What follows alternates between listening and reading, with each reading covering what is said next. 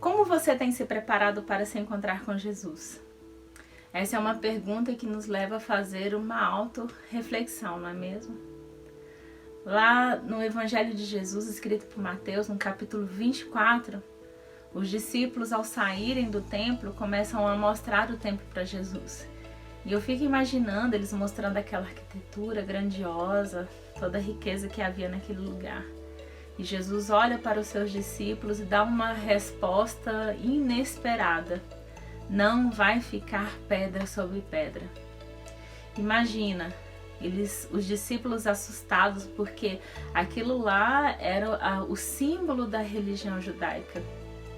E eles ficam curiosos com aquela colocação de Jesus e perguntam para Jesus: Senhor, quando é que tudo isso vai acontecer? E aí Jesus começa a falar de várias coisas que viriam, coisas que estavam por vir. E fala: olha, a hora e o momento ninguém sabe, a não ser o Pai que está no céu. E ele fala o seguinte: assim como foi nos dias de Noé, assim será a vinda do Filho do Homem. E isso me faz lembrar os dias de Noé. Noé, quando ele veio ao mundo, a palavra diz que Lameque colocou o nome de Noé, que significa descanso, como uma resposta de esperança para aquela geração. E assim somos nós somos as pessoas que têm uma palavra de esperança, que levam uma mensagem de esperança para uma geração que necessita de esperança. Quando Deus olha para aquela geração de Noé, vê uma geração totalmente envolvida, afundada em pecado, em depravação moral e espiritual. Homens que não estavam comprometidos com a oração, que não estavam comprometidos com a palavra, homens que não estavam comprometidos com Deus. Mas a palavra diz que quando Deus olha para Noé, vê os olhos do Senhor, encontra graça em Noé. Noé é o homem apresentado como aquele que andava com Deus, um homem que temia a Deus e que andava com Deus, um homem obediente e que andava com Deus. E então, quando os olhos de Deus encontram, graça, não fala que existia graça em Noé, transbordava graça em Noé, não, mas os olhos do Senhor, que é um olhar de graça, encontra graça em Noé. Assim como nós fomos alcançados pela graça de Deus, pela graça de Cristo Jesus, e Deus olha para nós agora e encontra graça em nós por meio de Cristo Jesus, assim os olhos de Deus encontrou graça em Noé. E quando os olhos de Deus encontram graça em Noé, Deus dá uma missão para Noé, que era construir uma arca. Então o processo nós fomos alcançados pela graça para uma missão. E Deus dá uma missão para Noé construir uma arca. Você imagina, um projeto grandioso que teve uma duração de 120 anos para ser construído. E durante esses 120 anos, com certeza, Noé foi abordado, julgado. Por que você está construindo isso, Noé? Qual o objetivo disso? E Noé falava sobre o arrependimento, apesar de em Gênesis o escritor não relatar isso, mas Pedro, na sua segunda carta, chama de Noé o pregoeiro da justiça. Noé com certeza levava essa mensagem de arrependimento. E assim somos nós fomos alcançados pela graça para levar a mensagem do arrependimento, para apresentar a arca para outras pessoas. A arca é uma tipologia de Cristo Jesus. Então, quando nós apresentamos a arca para as pessoas, nós estamos apresentando Cristo Jesus. Essa é a resposta de esperança que o mundo requer de nós, que o mundo espera de nós. Eu lembro que na minha infância existiam 3 tipos de mensagens que eram as mensagens predominantes nos nossos altares. A mensagem do plano de salvação, que é: nós pecamos, fomos afastados de Deus, então Deus traça um plano perfeito, envia Cristo Jesus para morrer na cruz por nós, para pagar os nossos pecados, e todo aquele, para nos reconciliar ao Pai, e todo aquele que aceitar Jesus é reconciliado com o Pai e herdará os céus. e aquele que não aceitar Jesus herdará o fogo eterno. A segunda mensagem, muito poderosa e muito viva nos nossos altares, era a mensagem da santidade. Como essa mensagem, ela era uma mensagem poderosa e uma mensagem muito falada, muito divulgada, muito pregada nos nossos altares. E eles apresentavam a santidade como a consequência da salvação, como a palavra diz, né? Que nós desenvolvemos, o apóstolo Paulo fala de desenvolver a salvação. E como nós desenvolvemos a salvação?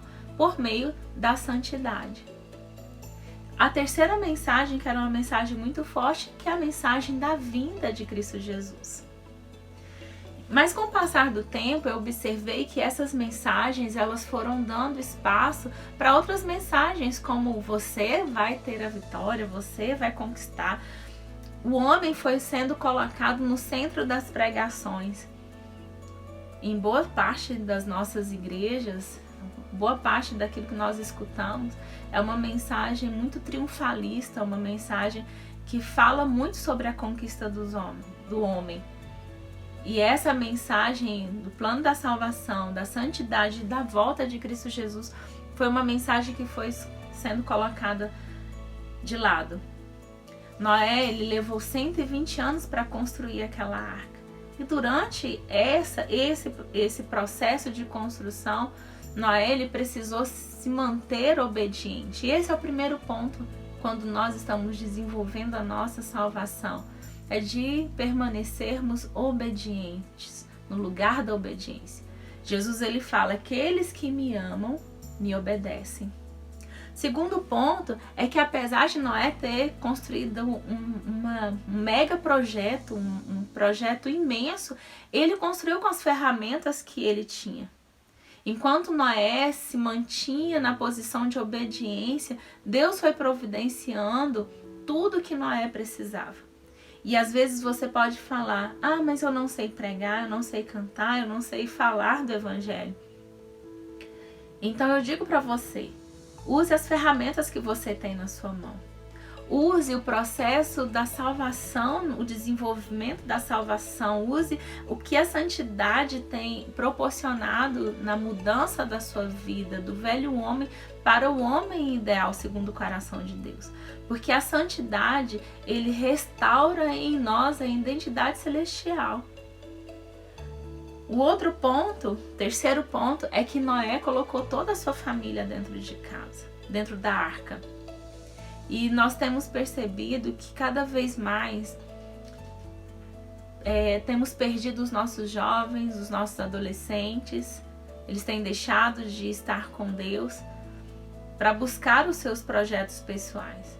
Porque muitos pais têm colocado todo o investimento da sua vida para que o filho seja um melhor profissional, para que seja um melhor empresário, para que seja um melhor servidor público, melhor médico, melhor advogado. Mas esquecem que o maior objetivo, a maior conquista de um ser humano é ser um grande homem de Deus, uma grande mulher de Deus. E muitos estão como aquela mulher que perdeu a dracma dentro de casa, que perdeu aquilo que é precioso dentro da sua própria casa. Mas Noé não, ele colocou toda a sua família dentro da arca. O quarto e último ponto é que Noé não desistiu com o passar do tempo. Nós não podemos desistir. Jesus, ele está por vir, a volta de Jesus está às portas. Pode ser que Jesus volte daqui a 1 minuto ou daqui a 100 anos, sim, mas a mensagem da volta de Jesus precisa estar latente nos nossos corações. Esse deve ser o desejo da nossa alma, a volta de Cristo Jesus. E eu quero concluir essa palavra dizendo, a geração de Noé, ela vivia como essa geração que nós estamos, que vivemos, essa geração que nós estamos inserida. Uma geração que estava descendo por um rio tranquilo, dentro de um barco luxuoso, achando que jamais iria encontrar um abismo ou cataratas ou rochas. nem lhes vinha ao pensamento a ideia de que a viagem poderia ter um fim a qualquer momento. Mas Jesus está às portas. E o próprio Jesus, ele diz o seguinte: vigiai, pois porque não sabeis a que hora há de vir o vosso Senhor. Nós precisamos estar vigilantes, porque Jesus está às portas, né? E Jesus, lá no final desse mesmo capítulo 24, ele conta a parábola de um senhor que viajou e deixou todo o seu patrimônio nas mãos de um servo. E esse senhor esperava voltar e encontrar esse servo trabalhando, cuidando daquilo que lhe foi confiado. Assim somos nós. Jesus, ele foi ao céu, mas ele deixou a responsabilidade, a missão para cada um de nós de trabalhar e de apresentar a arca para aqueles que não estão na arca. Nós somos alcançados pela graça de Deus para uma missão, que é apresentar Cristo Jesus. A mensagem da vinda de Jesus é uma mensagem de esperança para aqueles que estão na arca, mas também é uma mensagem de alerta para todos nós, alerta de que o Senhor espera nos encontrar trabalhando, que o Senhor não espera de nós que simplesmente entremos na arca, mas que apresentemos a arca para aqueles que não estão dentro. Como você tem se preparado para encontrar com Jesus?